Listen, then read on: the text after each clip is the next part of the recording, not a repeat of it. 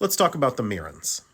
So the Mirrans are so Mirran is a term that refers to the adapted species of Mirrodin who have not been completed by New Phyrexia. It's the demonym for anything from Mirrodin, technically, and now anything from Mirrodin before New Phyrexia took over. So when the Planeswalker Karn first created the world of Argentum, he created it with and populated it with golems that looked like him. However, one such golem, a being created from the magical artifact known as the Mirari, he accidentally got infected with a little bit of glistening oil that Karn left behind. And Memnarch became obsessed with matching Karn and becoming a creator just like him, and trying to find a Planeswalker spark. And to get a Planeswalker spark, he needed a living creature to take it from. So Memnarch created what are called the soul traps. These were devices that brought creatures from across the multiverse and populated them to Mirrodin, which is what he renamed the plane after the Mirari. These creatures all adapted to the plane and got these like metal growths and things so that they could survive there long term. There are human groups in each color. The white-aligned humans called themselves the Auriok. The red-aligned were the Volshok, and they divided themselves up into tribes based on whatever their tribe's forging specialty was. There were also the Nurok. Green were the Sylvok, and black were the Moriok. The Auriok were well organized. They had towns verging on cities and proper armies, and were the best equipped to fight back when Phyrexia invaded.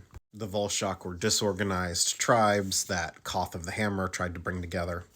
The Moriok were the first to fall because they were under Geth, who was an undead necromancer warlord, and their lives were typically cut short because of the necrogen gases that were expelled from their home turf.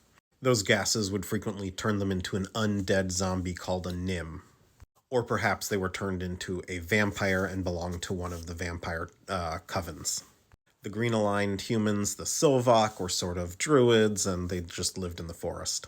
Forest, using heavy quotation marks here.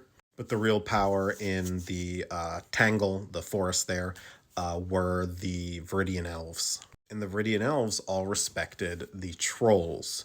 And the Trolls would actually purge their memories on a regular basis because it was so harmful to the long-lived elves to have been ripped away from their home. And so the Trolls recorded the real history of Mirrodin in their Tree of Tales. However, all the Trolls got wiped out or completed by Phyrexia, all except Thrun, the last troll. So if you see a Phyrexian troll, Thrun isn't the last troll, it's just the completed one is dead. Part of the reason Thrun is the last troll is because when Memnarch was defeated, the soul traps were destroyed, and everyone who was of that first generation brought to Mirrodin, or whose souls were the reincarnation of that first generation brought to Mirrodin, they all went back home, and the only people left were the souls that were born on Mirrodin. Some of the other non-human peoples of the plane include the goblins, which are or were dominated by the Krark clan. The Vidalcan, who were Magic's attempt to get away from merfolk as a characteristic blue people. They lived in very fancy cities on the Quicksilver Sea, and typically employed the Nurok, who often lived along the coasts, as a servant class, although some Nurok were, spies and the like. The Vidalcan were almost uniformly wiped out by New Phyrexia. There are very, very few of them left.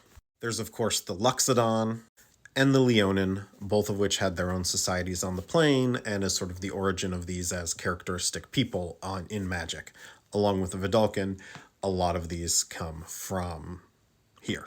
Then finally we have the Mir. The Mir were created, or Mir, were created for to be Memnarch's servants, his eyes and ears across the plane.